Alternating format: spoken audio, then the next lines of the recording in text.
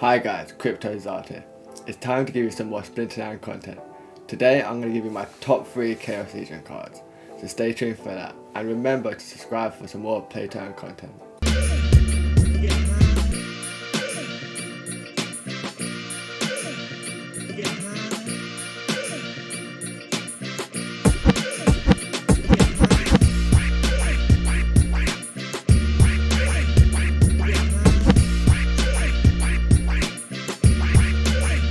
So before we get into the top 3, I want to bring in an honourable mention, and for this one it's going to be Void Dragon. I feel like this card is great, but because it's tied to Dragon, it's kind of situational in that way there. But at level 1 it's got Flying and Void. Level 2 it don't get any new abilities. Level 3 it gets Phase, and that's when it gets super key. Once it gets Phase, it becomes into a whole different monster. And if you realise with 5 speed, it's super quick, and magic is notoriously known as being slow. And it's not a super expensive card, and you can live with it being at level 3. But let's go into the pros and cons of it. So let's talk about Void Dragon's pros. Due to its abilities, it can win most magic rule type games. So if you pair it with a Goblin Psychic that gives the whole board -1 magic, and the Void Dragon with the Void, it basically can't die in a lot of instances. And then with the Phase on top, even if it does get hit, it most likely miss. And then if it is with the pairing with the Goblin Psychic, it's going to get a heal anytime it does get hit. So it's an auto win in like when getting ones out and war types like that. And it also can take no damage in Magic Reflect due to it only having 2 damage even at max level. It won't actually do damage to itself, so it's a good all-in card, but it does have some drawbacks. So for example, it is kind of like low in health and doesn't have any shields, so if you are able to hit it over time, you will be able to kill it. And if it's in rule types when you hit every time, the Void Dragon won't be able to work very well. But some summoners that will work really great with it would be Crix, Kitty, anything that gives it plus speed or affects the speed in any type of way, because that gives the Phase more chance of working. And if you think about it, with the Flying, it also works against range and melee, so that's a very hard card to hit all round. But let's get into some of its cons, which I did bring up earlier, which is it's kind of low in life and doesn't have many shields, so it can die if it does get hit. And you can see it as more of like a cheese play, so it might not win you every matchup, but if someone's not prepared for it, it can just win you the game. And it gives you some funny moments when you literally cannot hit the Void Dragon in any way, shape or form, and it's just winning every game. So let's go into the rule types that you would want to use the Void Dragon in. Flying is a given, because obviously it has a flying ability. Magic Reflect is another one which I brought up earlier. Due to the damage that it has and the Void, it won't actually do any damage to itself.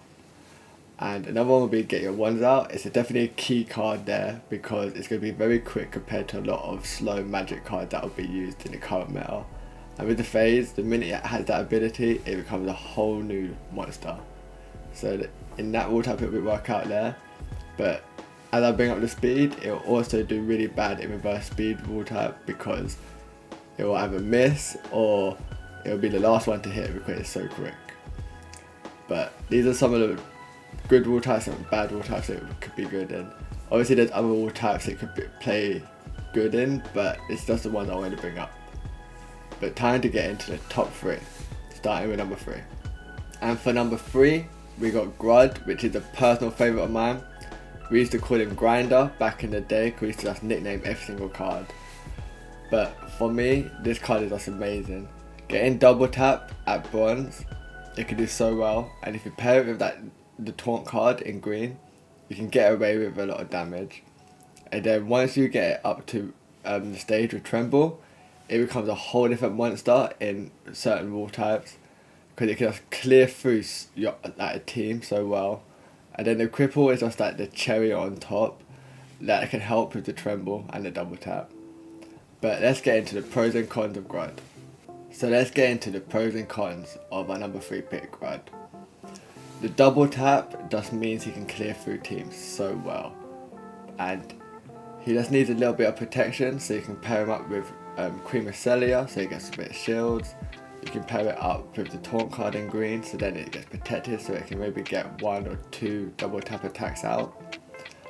But another key factor in here is whenever he can attack from anywhere, but not in first position, so opportunity wall type, sneak wall type, any one of them, he can literally clear through a whole team, especially in an opportunity wall type, because if he kills one, the tremble will trigger again, so he'll get 3 attacks out, and he can clear through teams so well. And with the new legendary summoner that Green got, Immortalus, you can now give Grud some protection with Void, and then with Queen Celia, you get shield as well. You can really build him up to be a great tank and to put out so much damage, even if you don't get the wall types where you can attack from anywhere. But some of the cons is obviously you kind of need to build a team around him, because he has 0 protections, so you can definitely die over time, and if he's a centerpiece of your team, you don't want him to die easily. But any wall types where he takes damage over time, like flying, poison, cripple, it just don't work, and especially if you can't protect him with shields. So there's definitely a few wall types that you can't play him in, but any wall type you can play him in, he's amazing. He's just so good. But some of the wall types he's good in, that we've already spoken about before, you got the opportunity and sneak wall type, which are really great for him. But another secret one is the tremble wall type. Considering he has tremble, if it can go off multiple times with the double tap, there's so many opportunities where he can clean through a whole board by himself. And then with the rest of the mana in your team, they can just support him or help with the killing. It's just such a great card. But some of the bad wall types for him are obviously wall types that he can hurt himself over time. So Thorns is a very key one that to dodge, because he can basically kill himself by accident. And Poison is another one that can hurt him, and Reverse Speed is another one, for the sheer fact of he's kind of in between speeds, so he's not quick but he's not slow, so he'll just be the one stuck in the middle, so there's more chance he would die before he gets to do his double tap. So even with all the protection and everything else, because Green is slow, everything else would do damage before him, so it'd be pretty bad. But this is why I thought Grud should be number 3. So let's get into number 2. And for our number 2 pick, the not so forgotten one. Might as well call him the King of Poison, because at bronze, he has the immunity, which makes him the go-to pick for certain wall types like Poison. And each ability he gets, in my mind, gives him access to being a king in a new wall type. But let me break down the pros and cons, so then we can get into the monster of the Forgotten One. The pros and cons of the number 2 pick, the Forgotten One. He is the King of Poison. Due to his immunity ability, he won't take no damage in the Poison wall type. You can put him in the front or the back. He will just do so much value for your team, because he will either at the back be the last card to come in and he will take no damage during the Poison, or at the front he will just allow great tanking due to his shields, his damage, and depending on what abilities he has, if he has to retaliate, he'll retaliate back at the tank, and if he's got the piercing, he'll definitely set up any tank, especially if it's got void, to die from magic. But that's the next thing. Because of his abilities, depending on what abilities you got him leveled up at, depending on what wall type he can also be king in. If you've got to retaliate and you put him at the back, you can retaliate any sneak target, and if it has piercing, it will definitely kill the card. And then bring up the piercing, that also allows him to do so much extra stuff. So in any wall type where it gives the plus shields, we destroy that. And if there's ever a chance that red goes more into a magic type of monsters, he'll definitely be the way to avoid Grandmaster Wraith and avoid more of that. He's one of the best tanks in the game for me, and you're going to pick him over Grum, which is kind of funny, because Grum's got Bloodlust, so you think he'd be a go-to pick. But because of all the greatness that's inside the Forgotten One, for the amount of mana it is, it's just going to give you so much value for your team compared to a Grum that might get something going off. And the Grum will end up missing the Bloodlust hit that you end up needing most of the time. But the Forgotten One with the Retaliate, he does so much for you. And you can play him with any red summon you want. Tarsa, you get increased damage to put out more damage. Jax, he'll have more speed, so then at least he'll be attacking quicker. But some of the cons of the Forgotten One, because he can't just be all amazing and powerful that he is. He is susceptible to magic due to him not having any protections from that. And also for the sheer fact that he's kind of slow. If he comes up against a fast team like Kelly or Blue, he will kind of die. But there are a few instances that happens, and even with the Kellier, it can retaliate on people and the piercing. But it also dependent on what rank you have the Forgotten One. So let's get into the rule types you'll definitely be picking the Forgotten One in. Poison is a no-brainer. Then you got Sneak, Melee, and Melee only. You wouldn't think about Melee only, but because it's got to retaliate, it's definitely most likely going to be useful in that rule type. And the piercing will definitely help with the main tank or whatever melee will be coming into it then. So let's get into the bad rule types for the Forgotten One. The no shield rule type is pretty bad for him because he kind of needs the shields to protect himself, and the piercing doesn't even play a factor in that game. And also Thorns is another one, because if he starts retaliating on people, he's going to be doing extra damage to himself other than his primary attack. But minus these bad rule types, he's a beyond amazing tank, and anyone would love to use him. But this is why I think the Forgotten One's a great card, and that's why it's our number 2 pick.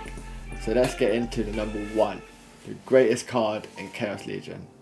And for our number 1 pick, the greatest card in Chaos Legion to me is Deep Lurker. He literally, I can spend a whole video talking about how great this card is. Starting from Bronze or 1BCX if you really want to, with the opportunity, just doing so well.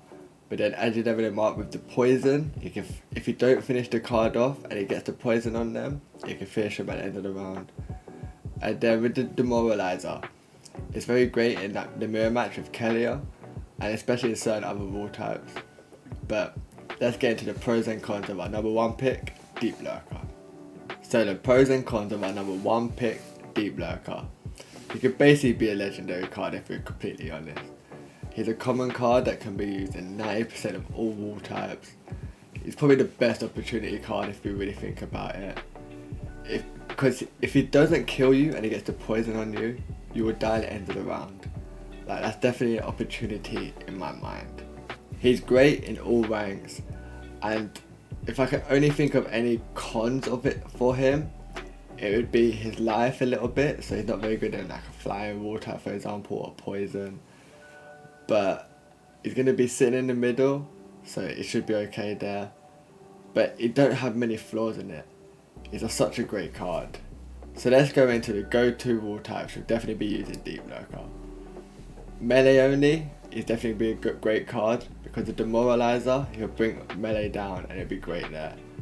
Blast is another one. Opportunity, he's just going to hit cards and just hit in the middle hopefully, and do multiple blast damage everywhere.